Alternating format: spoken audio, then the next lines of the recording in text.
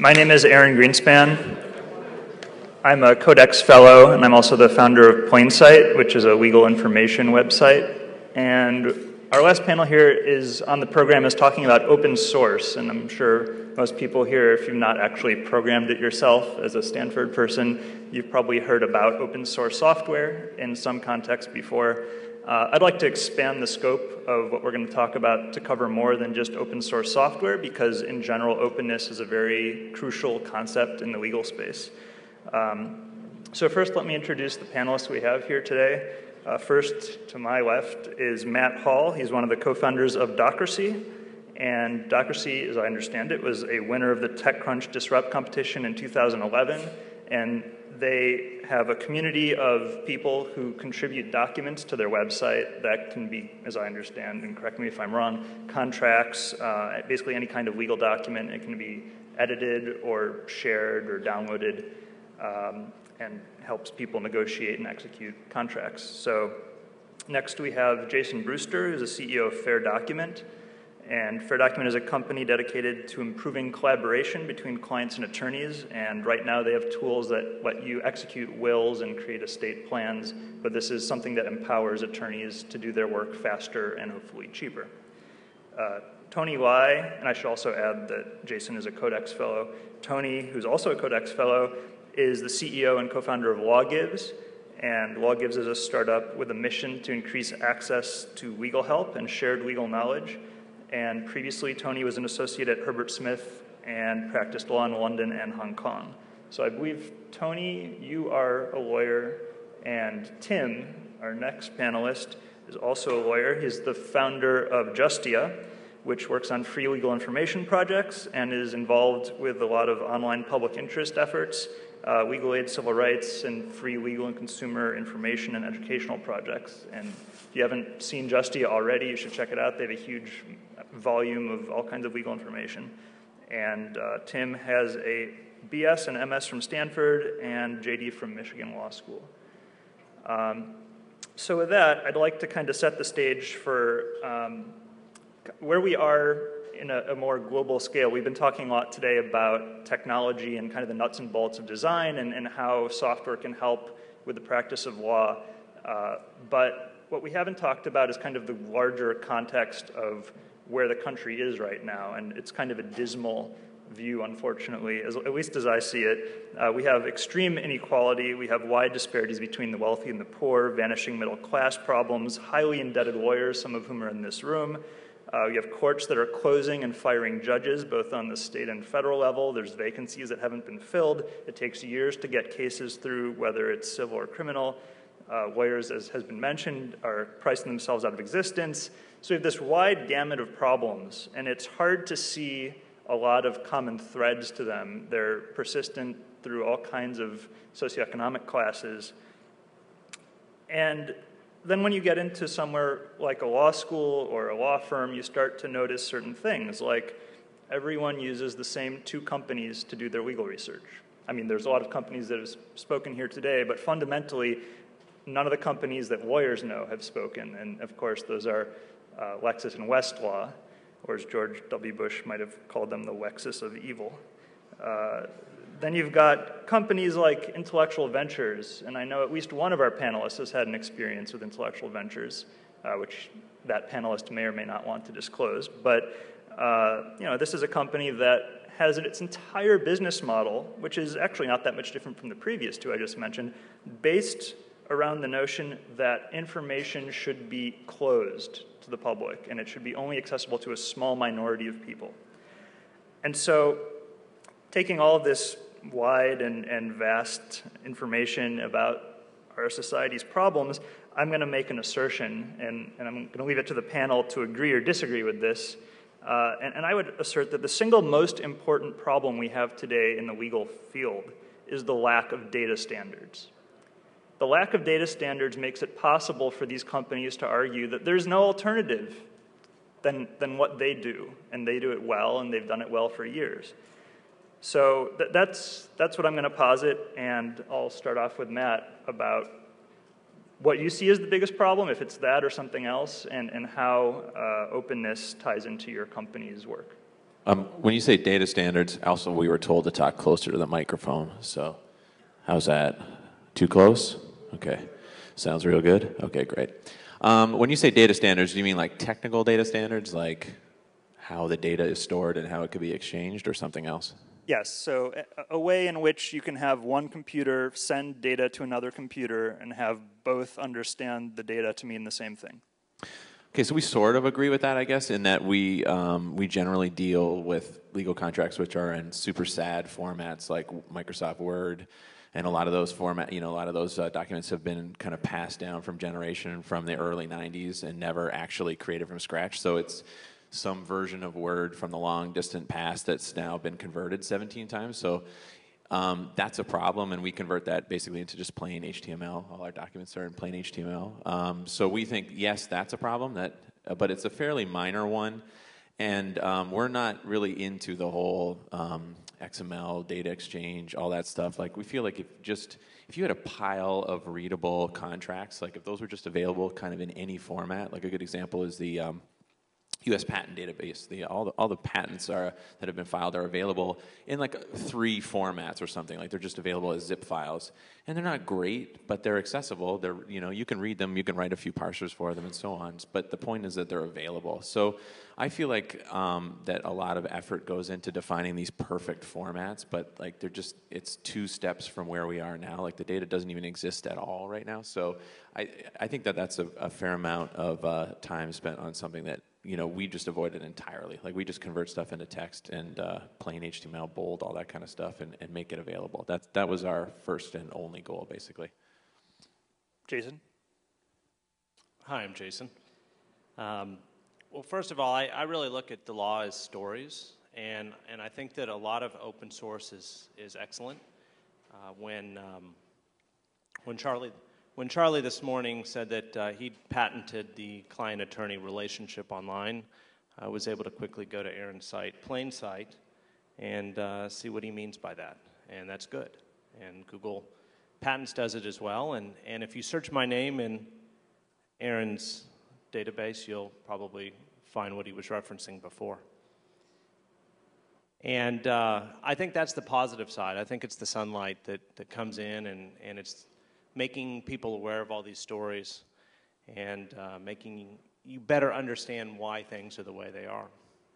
But I think that the downside is that when people go in and, for example, try to take forms that tell someone else's story in order to make their will or trust, I think that can be problematic.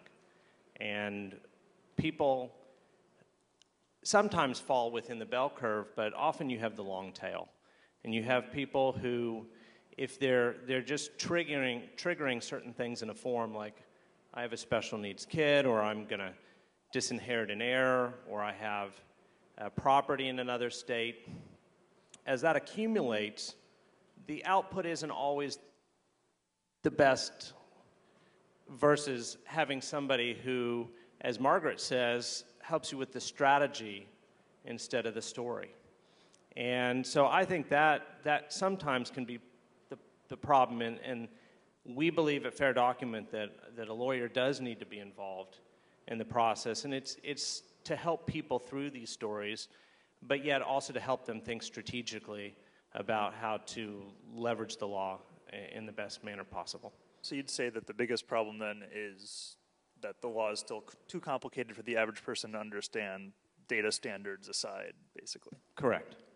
Tony? Yeah, hi everyone. First of all, I'd like to say it's fantastic that we've been able to pull together this community here. I see many, many friendly faces, and this is a real testament to CodeX and to Robert, and Huang for making this happen, so thank you. Around open data standards, that's a really, really interesting, I think, piece of the puzzle. I think the way that we've been talking about technology as a motivating factor in sort of empowering lawyers and individuals to have better access is very important. But I think fundamentally, technology is about leveraging what one person can do and making them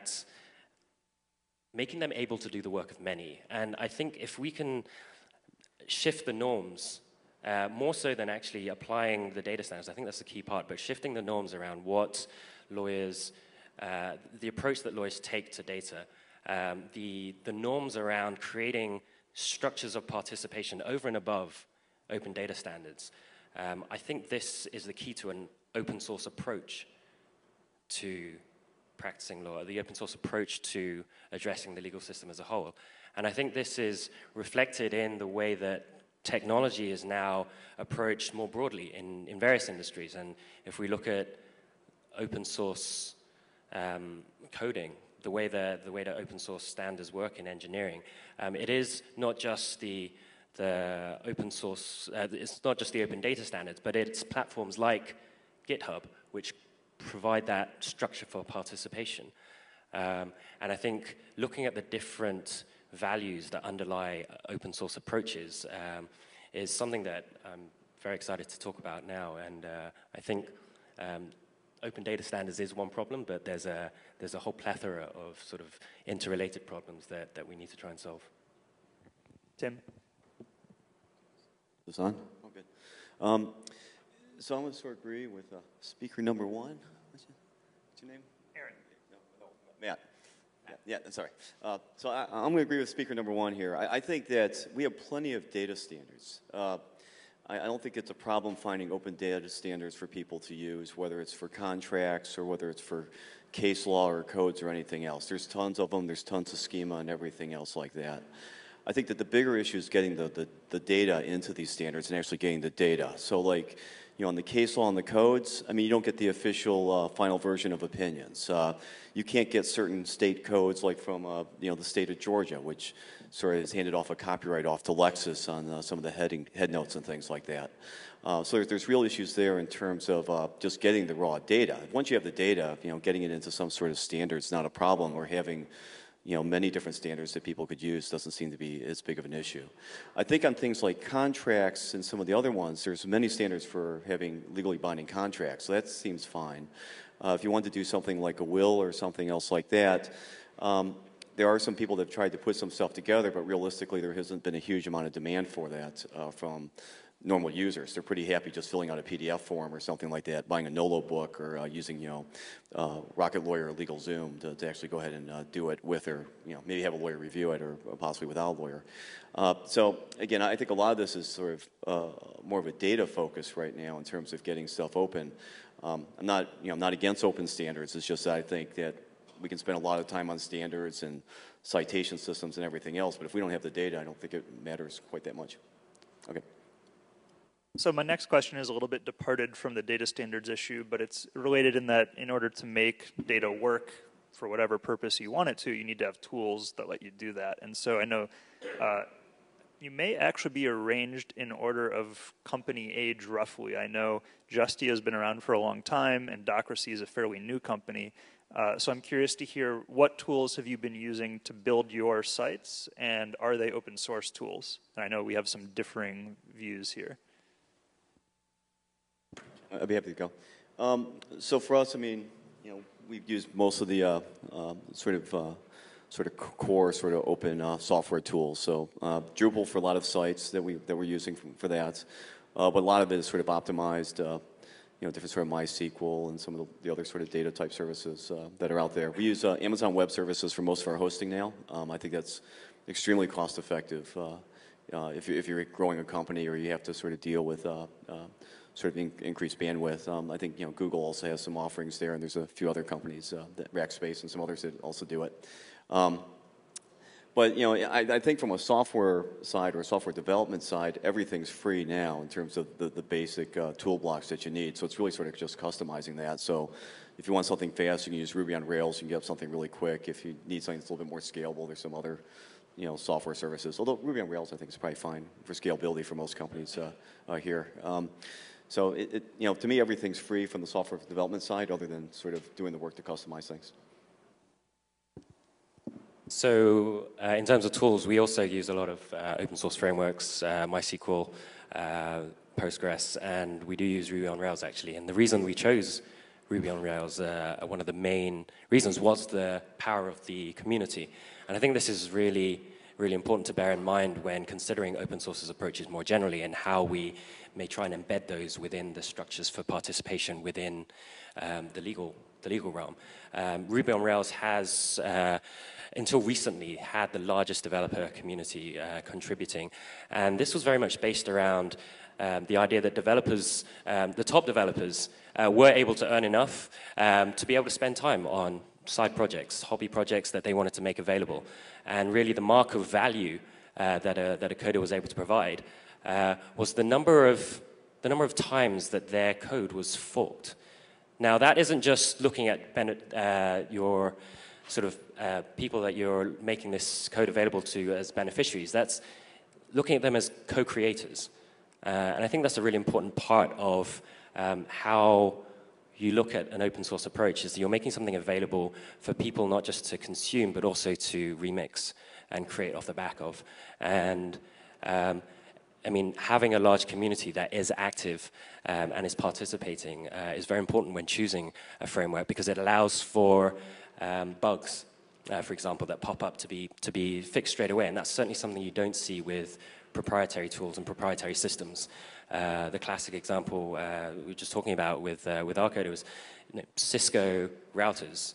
They embed within them like the bugs with each subsequent iteration because they chose not to take that approach. And whereas with Ruby on Rails, the moment there is a touted security issue that it's in the incentive, the community is incentivized to fix it straight away. And I think looking at some of those approaches and how we can apply that with the way that people approach legal problems is going to be really interesting.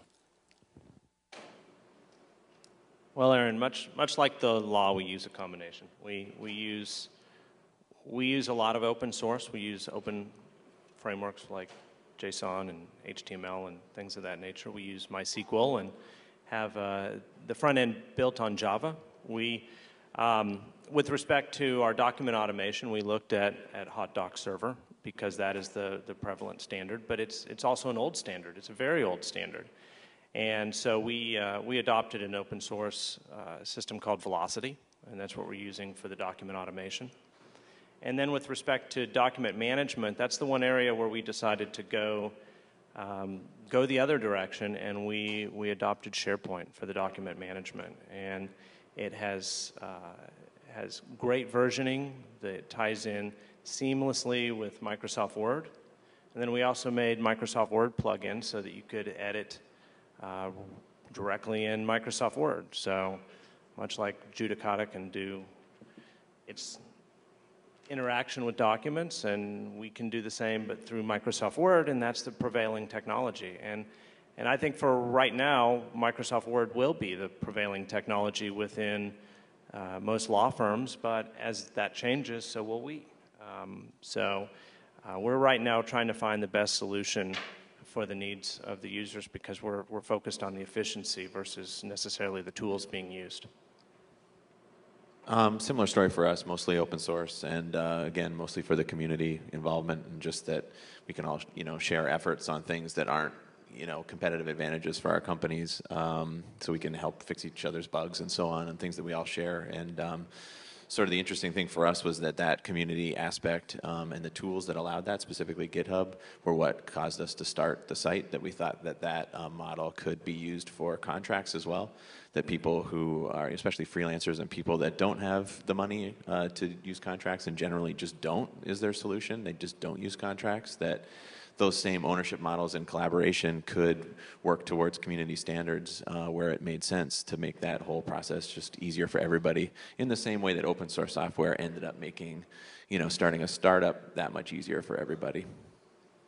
So it sounds like open source software has played a pretty crucial role in all of your companies. And then, so my next question is your code actually open source? So for example, Plainsight is totally dependent upon open source technologies. It uses MySQL and PHP, which are both open source, but our code is closed, even though we're making data open.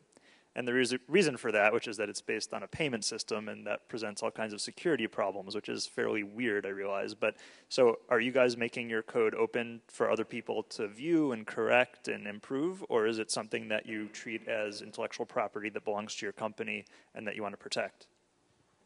I guess I'll go first. So I guess the awkward answer is not that much of our stuff is open source, although we do depend on a lot of open source ourselves. So it's sort of a point of guilt, perhaps. Like we mean to do it, but it's always one of those things that, when you're in a startup, you move super fast. So things like the code gets nasty and you're like, well, how do I get this piece out and not make it totally embarrassing? And which parts of this are going to be okay? Are investors going to be okay with us open sourcing? Like which one of these things are eventually going to be that thing where like, that's where the value is, and like, oops, we gave it away. So that's a real question. Like we feel strongly we want to contribute. So all of our data is open, obviously. We do things like we have a side project where we track terms of service across 1,000 websites on the internet. We make that data available. And some of the algorithms that are used to do the differencing for that will probably be made available. But other than that, other than the contributions we make back to the projects that we use, the actual core site stuff is fairly closed right now. But I'll just say that we plan on doing it, but I don't know when. Well, for Fair Document, the offer still stands. I've mentioned to others on the panel, and I've talked with many people that we'd like to collaborate on document automation. I do think it's odd that with A2J and the government as a whole, with all of its legal services agencies, that all that's going through hot docs. And I think it would be better if it's an open source solution and built on newer technology. So if anyone is really interested in document automation and would like to work with us and collaborate, we're open to it.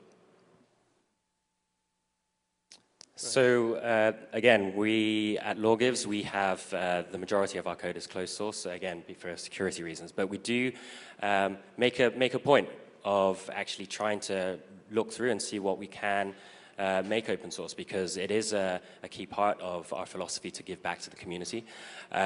Some of the smaller tools that my co-founder Peter has been working on in his Coders Law practicum that he arranges for law school students here at Stanford, down in the basement of Stanford Law School, to teach law students how to code. He's been working with them on a little open source project that he's called Inkbot, which is an open source, you can find it up on GitHub, and it's a way to automate the incorporation process. And we also look to different channels.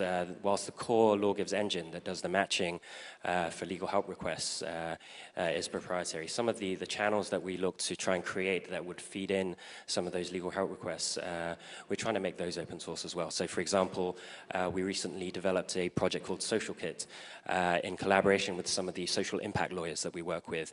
And that's basically, we're creating that as an open source wizard style selection interface, along the lines of what Margaret was talking about earlier. It's information, it's education, and we want to make sure that if people can use that, for example, in legal aid services organization context to help with their intake processes, that code can be reused. And so I think it's a pick and choose approach. It's important that you can keep proprietary software proprietary in order to maintain that intellectual property sort of like core asset, but also to be able to sort of have that benevolent dictatorship approach to maintaining security and good design. Yeah, we have some stuff that's open, but most of it is sort of works in progress. So we'll send it out to folks, like our scraping scripts for case law or things like Pacer. Michael Listener can get a copy of that. But we're not really looking for the community to help write those scripts, because most of the time we have to fix them on a daily basis, at least in a couple courts every day. And a lot of the other stuff's relatively basic, using Drupal and putting out HTML pages. There's nothing really super fancy on that part. On the sort of real sharing that we do, which I think is of more value to folks, we share all the codes and the cases, and there's daily dumps of those that people can grab. And then things like the dockets and the case filings go into Recap and into the Internet Archive. And so that's really sort of the core stuff. I mean, people can set up their own spiders and aggregate that, or they could just spider our site, or they could send us an email and they could sort of get the daily dumps of everything that we're pulling down. So that's been our primary sharing of stuff. Everything else, like our database directory items, that's always changing, and it's, again, something which our engineers are focused on, but it's not that I'm worried about any proprietary or intellectual property on it. I'm sure there might be some, but not much. It's really, I'm just not going to have outside people writing development code for us. I'm just not concerned about it, and I'm not looking to necessarily support other people as well answering questions. If they want a copy of some of our scripts and stuff, no big deal, but as is, yeah, and not always commented. Would probably be an understatement.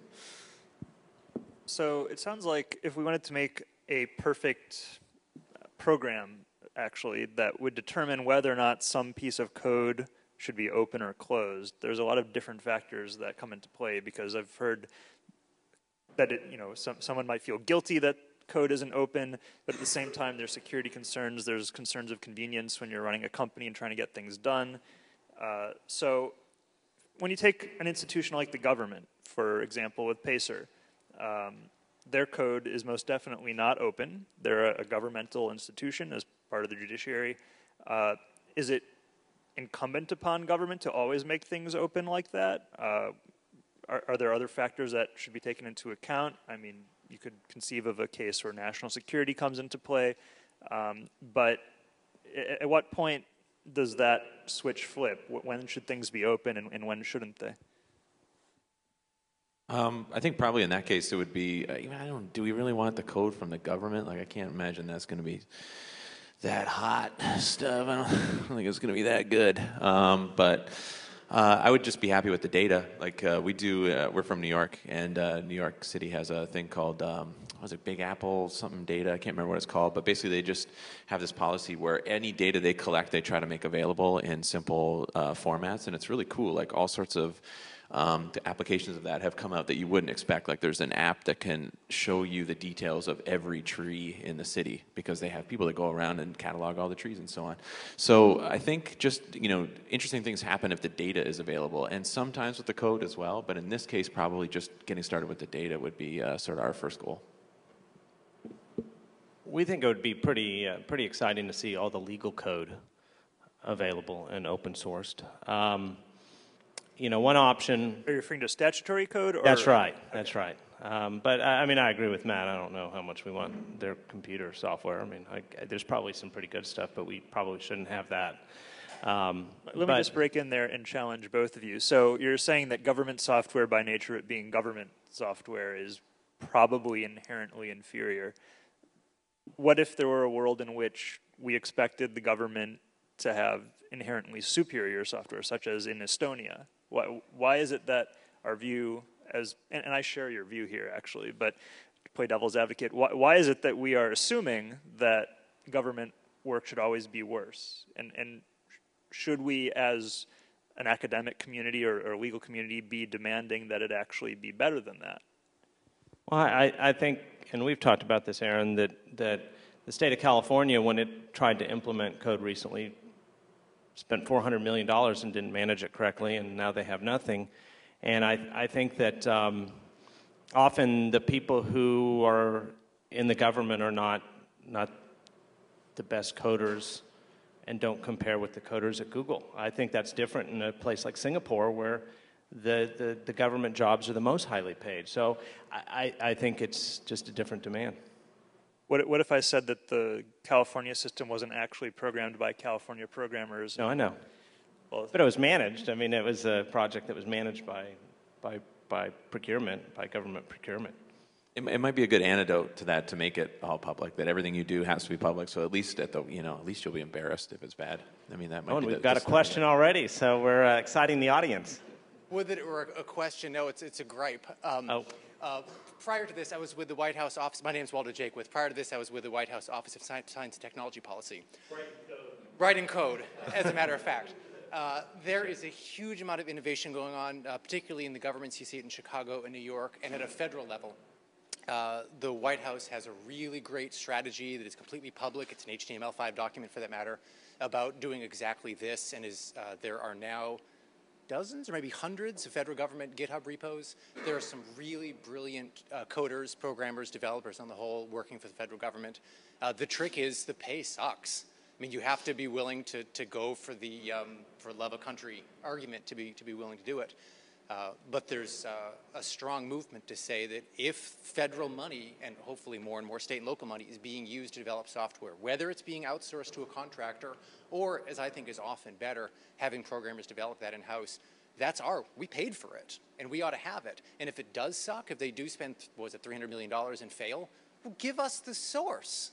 And maybe for, $1 million, some third party can fix it up and sell it back to somebody else or to some other state. But to spend that much money and emerge with nothing is clearly a great embarrassment. But I think the solution to that is, in fact, open sourcing. I tweeted just yesterday about the GitHub repository, or somebody has set up, a GitHub repository, which is a listing of all government GitHub repositories. There's some really great code being written there. Not only can you look at it, you can contribute, and I hope you will. Well, let me ask you one more question and extend our panel temporarily. I think, Waldo, you're probably one of the only people I know of that is doing open source work, but you're not being paid for it by the government. You're being paid by a private foundation. So would you be doing that same work were it not for the foundation? Sure. I've been doing it for, this is my 18th year. I've done it for years. I enjoy the heck out of it, and I'll keep sharing it. But before you were paid by the White House to do it. And before that, I did it just on my own. So yes, absolutely. And there's a really growing community of these people who are interested in it. A recognition that we need more of the really innovative tools that are being developed in the private sector being used in government. So that instead of bidding out to Lockheed Martin to build a website that half of the people in this room could build in a long weekend, and Lockheed Martin doing it for $1 million, instead, let's find the people who can do it in a long weekend. And there's a new program called RFP-EZ that is the White House initiative that was just launched by Clay Johnson there. That has a low-dollar bidding process. I think the cap is like $50,000 to do agile technology projects. So the idea is the big boys won't bother with it, but folks like us can get that contract and make that happen quickly, and then the work gets open-sourced. So it's happening, and it's good. I understand there are some horror stories, as we just heard a very good one about California, but things are turned around quick. There's some great coders in government. Tim, I want to ask you, you've been around this community probably longer than any of us, I would guess. Have you seen a change in the number of people interested in developing these sorts of projects over time, and what's that looked like? I think on the developer side, it's a lot more active right now, and I think you see a lot more sort of hackathons and a lot more people interested in government data. I mean, that's like night and day, even over a decade ago. I mean, it's much more, there's much more activity, and the amount of sharing of stuff has also greatly increased. It's always been the case. There's been folks that put up stuff for free, but there's lots of people that put up for free, but they don't necessarily share out the stuff that they've had, and that was probably the way it was, 5, 10, 15 years ago. But now I see a lot more sharing of stuff, and certainly Waldo is an example of his stuff that he's sharing of everything, and it's been much, much better. I'll just sort of step back. I think the one thing that I sort of see, at least with the legal system and the courts and things, I still don't see, like with PACER, just sort of hop back there, you still don't have standardization just of the software that they use at the different district courts, so it's hard to deal with that. With the PACER, the aggregate PACER stuff is always missing things that you could get at individual courts, so you can't really trust the full aggregate file. Every single thing is sort of its own setup. Sometimes you'll have a state that'll change the output without documenting it. I mean, it's a real mess. And that's just from grabbing PACER stuff the last few years. If you can't standardize it among your own set of federal district courts, I think it's how you can really standardize it among much beyond that.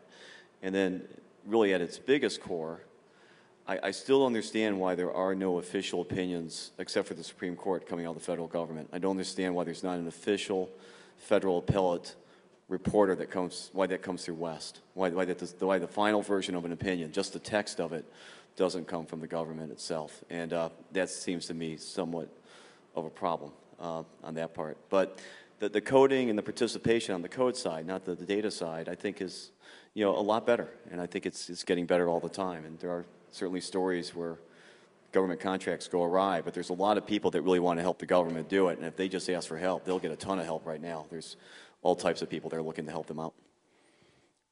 So I'm curious if tomorrow, or let's say today, there were suddenly freely available data of every kind in a standardized format. So you had standardized opinions, standardized complaints, standardized contracts. How would that change all of your businesses? Jason. Boy, standardized. Well, you could take a will for one. A will has a non-standard means to signing it with special requirements for witnesses and original documents, and it doesn't lend itself well to e-signatures. So that's one example, and some standardization around that would be helpful. Some standardization of guidelines so that companies like Rocket Lawyer and LegalZoom don't get accused of the unlicensed practice of law just because they recommend certain forms be used. It would be great for the state to just say, hey, here's some standard forms and provide some of that guidance, but they don't do it. So there's a lot of things that could be done, but unfortunately, so many questions only get answered and addressed after there's been a big problem. And so, anyway, that's... Tony, and who do you think should be leading the charge to do this if such an effort were to exist? CodeX? I agree. I mean, it would, so standardized opinions, claims, and contracts. So law gives, our approach is fundamentally based upon the value add that a lawyer brings. And so having that basis of standardized contracts, opinions, resources would, I think, really turbocharge that fundamental understanding of what a lawyer who is intrinsically motivated to work on your issue is able to do. They can leverage this standardization, and they can sort of bring you involved with that because it is standardized. There can be standardized guides and this education and information that I was saying earlier, we want to be able to make as open source and participatory as possible. And then that really then focuses in on that piece that we were discussing earlier in an earlier panel about what is the value that a lawyer brings. And I think looking at what Waldo was saying around the reasons that he got involved with open source programming for public interest, for government, I mean, it really does turn on that intrinsic motivation that he had to make a difference, to actually build out his own individual credibility to some extent amongst a broader network of individuals who are like-minded, who want to see the same things happen. People learn better when they're motivated by meaning. And I think having these standard resources on top of that really allows that meaning and that intrinsic motivation to come through. We have a question over there. Hi, my name is David Gold, and I come from a non-legal background, basically business and technology. And from that background, I tend to look a lot at root causes and want to address them. And obviously in law, we're often cleaning up a mess from legislation that was poorly crafted. And so I want to throw a challenge out to the legal industry to create an open sourcing system where you bring the collective talents, so all the legal minds, to evaluate legislation such as our multi-thousand-page Affordable Care Act, and critique it and improve it and fix it before it's put out and causes all sorts of problems and complications in society, which then has to be cleaned up with a lot of projects. So anyway, that's my challenge. I'd suggest, and the panelists may have other views as well, but there's a site called GovTrack run by Josh Tauber, which is an incredible collection of bills, and that might be a good place to start in terms of looking at what legislation is out there, and I believe it also has an API. Other question? Yeah, this is the comment on the standardization movement. Every single attorney, Thad again from Venture Docs, every single attorney I've spoken to is all for standardization, provided they standardize on their documents. So I don't think there's ever going to be a movement for a while until the younger attorneys move into the paradigm where they realize it's not their paper that makes the difference, it's our services. But today's industry and today's the folks that are practicing law today, it's going to be a huge burden. So it's up to us to provide something of value for them to give up their documents, whether it be data metrics, ease of use, or efficiencies. That's what we have to sell. And the paper is not what they're going to turn to. It's going to be the other benefits they get out of it.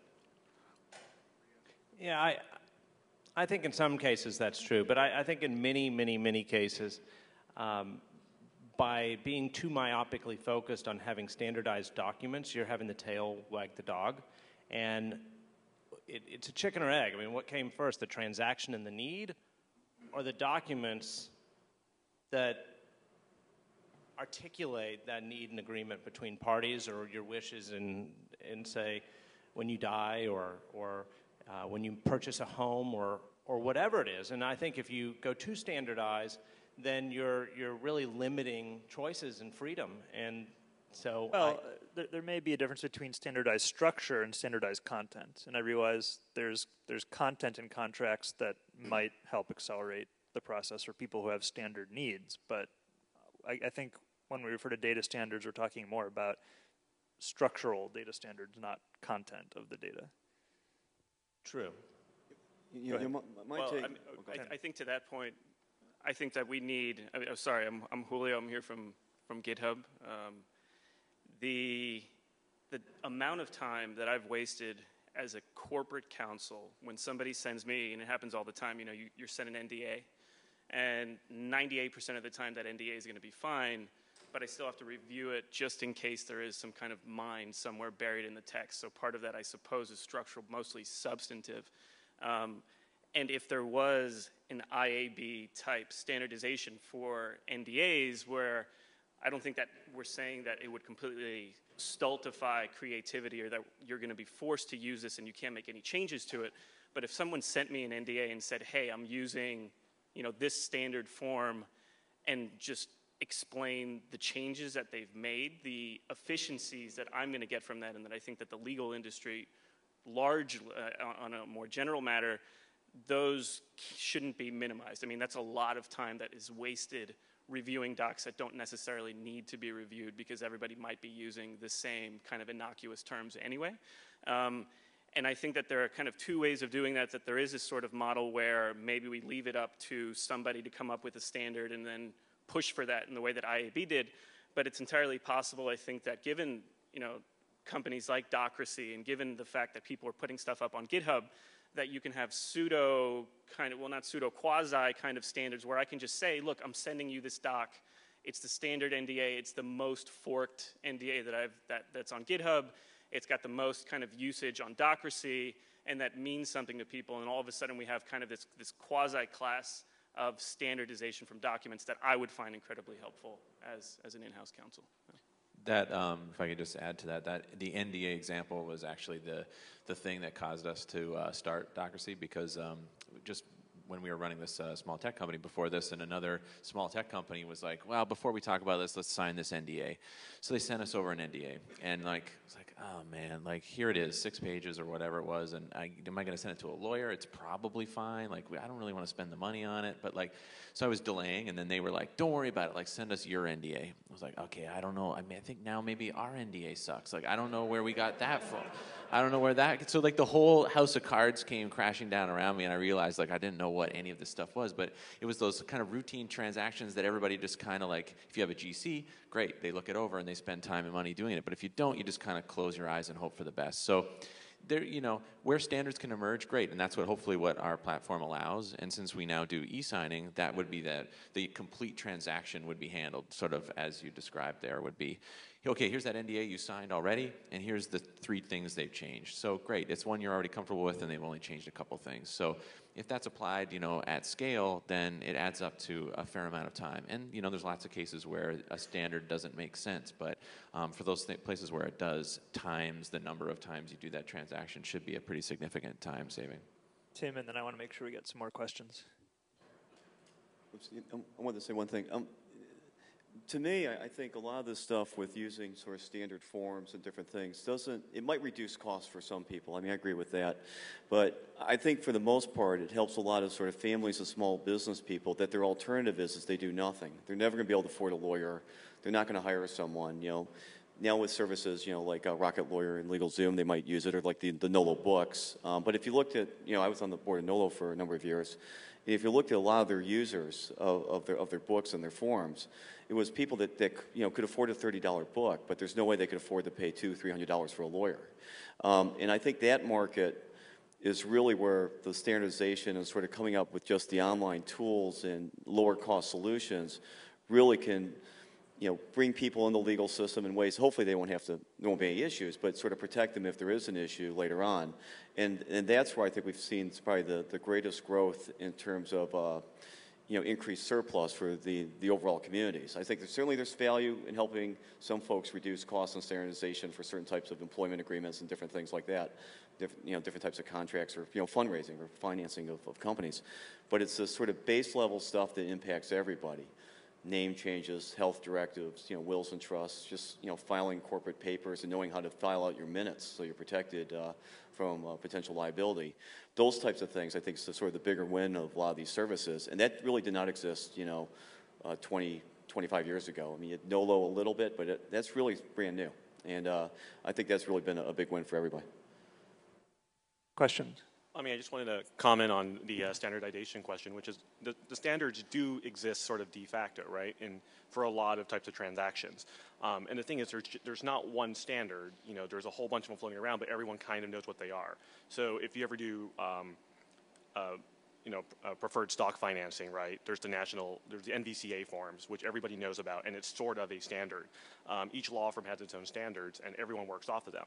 And if you have the issue of, okay, I'm reviewing these docs, I don't want to read the entire thing. What we do just at a big law firm is say, well, okay, well, who drafted these forms? Okay, well, Cooley drafted these forms. We know what Cooley's default forms look like. We have copies of their default forms. We run a red line, and that's what we work off of for sort of actually analyzing the document.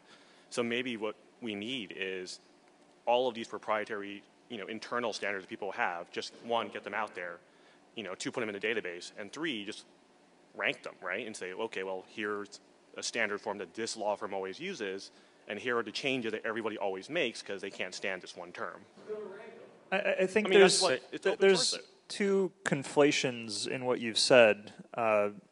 One is that templates and standards are the same, and I don't think they are. And then the second is that the fact that every firm has its own template makes a standard, I don't think is true. So, but I assume you're a lawyer at a firm. Right. I mean, the issue that you're talking about, so the issue of, I have this document and I need to review it and check every single thing.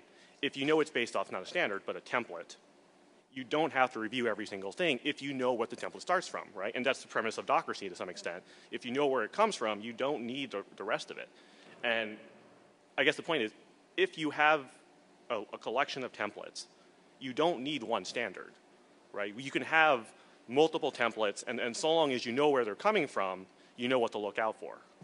Well, also, and I think part of our hope was that the communities would just decide whether it made sense themselves, right? So we would turn a template into a URL. That's kind of what Docracy does, so you can refer to a unique version of a specific template. So if, like, New York tech startups gravitate towards one NDA, great. If it's three, then great. Like for fundraising, if there's a certain number of term sheets that end up being kind of the root set that everyone kind of ends up using, then that's fine. If there's one standard, then that's fine. Like, the idea was just to make this, like you said, to drag this into the public a little bit. And in terms of ranking, what we do is we don't rank based on quality or anything like that. Like, we just track statistics, and then you can sort based on any of those things. And so sort of the curation and analysis of those happens a little bit on the site, but also off the site, just by people linking to it and by kind of voting with their mouse, like by clicking on links and so on. I'm going to patent that. That was a good term, voting with your mouse. I was going to say one other thing is there's the ISDA, which I guess International Swaps and Derivatives Association versus Socratec, where they tried to do this. They tried to take Edgar and SEC filings and other sources, put it together, and resell it as standards. And Supreme Court held that you can be held for copyright infringement from doing that, even though it was publicly posted. So there's a risk of doing that, and these law firms have a lot of stock in these standardized forms, and they don't want them out there, and they don't want them on Docracy's site. And they can send, have you guys gotten any cease and desist to take any down? Not yet. And we have a few major firms who have now posted certain documents, not all their documents, obviously, but certain ones that make sense, that are sort of, makes sense for them to put up there. They have meet clients or whatever. And we've found the same as well. I mean, certainly law firms are seeing less and less unique IP in a lot of their template documents, and they're more keen to have their templates more widely used, and especially also by other lawyers as well, who potentially might then refer that client to them once they're larger. So, you know, a key relationship for large law firms is also the relationships they have with solo attorneys. Large law firms often can't handle all the clients that come to their door, but they certainly want to be able to refer those clients to people who they know will take care of them, and even better if they're using their templates. And so there's becoming less and less of an incentive for them to keep these templates proprietary and have them out there and more used more often. And I think this comes down to the time-saving piece. Ultimately, if they're reading a document that they have put together, you know, it's come back to them in various ways, it's going to save them time. And I think, to Andrew's point as well, if it's a well-known document from a large law firm who you're used to dealing with, this is the point made earlier by the gentleman from Exceed, that's going to be one of the overriding factors around how cheap or expensive your Series A financing is going to be, is whether you trust the documents that the counterparty is using. I think we have about 3 minutes left, so I don't know if... I want to throw one more quick thing out there. I think the corporate counsel have a lot more power than they think they do. Because I know within businesses, they're often seen as cost centers, but they can control the cost of these outside firms. And if they decide to get together and they want standard NDAs or they want standard types of contract agreements and things like that, and they do it through their association, the large law firms will fall in line. They will follow what the corporate counsel want, because they spend all their time, at least the guys I talk to, trying to figure out how to get new business from corporate counsel. So the corporate counsel folks should get together and realize, you know, we can make some certain decisions, and they'll have to agree on what those decisions are, and just force it on the law firms. They won't have much of a choice. They'll do what you want, but you have to have sort of enough people doing it together to really make it go. We can get 2 questions in, maybe a minute each total. Okay, I had a question about sort of this broader open source legal ecosystem. There seems like there are things that venture-funded companies are very useful for supplying, like very useful services, for example. But on the other hand, there's a clear need for just all of the law, all of the cases, all that stuff being public and being available. And then maybe even being analyzed, maybe not at the same level of, like, you know, a legal genome, maybe so, maybe that should be public too, right? Is there any, like, the incentives of those organizations, the venture-funded ones, is going to be in many cases to keep that analysis and keep even that data, as we've seen with Lexis and West, keep that to themselves. Are there organizations, is there funding to take that and actually open it up so that we can do what we want with it as engineers? I'm going to field that, and I'll answer it in 30 seconds. But first, Ed, why don't you go? Yeah, just a quick question. I'm just wondering, for relatively simple documents like NDAs, if you guys think that there is any potential for machine-readable documents. I'm thinking sort of the Creative Commons model, where you select which kind of rights you want to have, and then there is, you know, both machine-readable code that goes into the kind of badge and travels with it, but then there's also kind of the lawyerese version of it and the human-readable version of it. It seems like NDAs would be a good example of that. I'm sure there are a legion of others where machine-readable contracts might help solve those problems. Well, on Docracy at least, we've sort of just focused on making the process as simple and as fast as possible for humans to do first, but also people, through the nature of the site, have been sort of forking, branching documents and making plain language versions of that. So they're voting to drop the legalese entirely, so for better or for worse. So that's sort of what's happening on that site. I'm going to use my moderator's privileges, if I have any, to kind of answer both of your questions. So this being the CodeX conference and being affiliated with CodeX, I don't know if the projector will cooperate with me, but I was hoping to be able to announce something, which if I can do, another microphone, with this microphone. So I've been working on Plain Sight, and you don't have to worry, this isn't a long PowerPoint or anything, but I believe it's worth mentioning. Does this? There we go.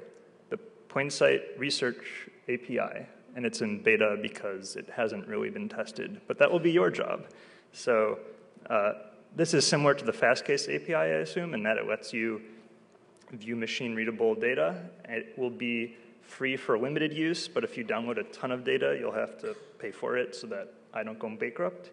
And you can do things such as view the Constitution in JSON or XML, or view a court case in JSON. So this is actually picking on myself, because I didn't want to expose someone else's court case. This is my court case in federal court. It's a giant JSON object. You can parse this, make a program around it, or you can get it in some other format and parse that. The point here is that you should be able to do this for contracts, I think. You should be able to do it for any kind of legal document. And just to close out, I don't know if panelists have any thoughts or comments or how you might want to use something like this, or feel free to chime in. I like it. Congratulations, Aaron. You're pushing people ahead. What about the actual data? Like, do you have access to all of that data? Because from what I understand, it is locked down in proprietary databases in some cases due to government contracts. Right, so Plainsight gets its data from Recap, from Aaron Schwartz's initial data dump, and from Court Listener. So there are a lot of initiatives, and I don't know if Justia, Tim, you're getting data directly from Pacer, or if you also use Recap, but... No, we download directly from Pacer, and then we share it with Recap. So if you have access to Recap stuff or through the Internet Archive, you'll have access to everything that we have. Or if you need it directly, just let me know. So yeah, in this case, this is going to be freely available. You won't have to pay 10 cents per page. It's the same data. It's just structured. I think that brings the panel to a close. Thank you, everyone, for not falling asleep and sticking around. And I know we have a great speaker coming up, so stay tuned for Dan Katz.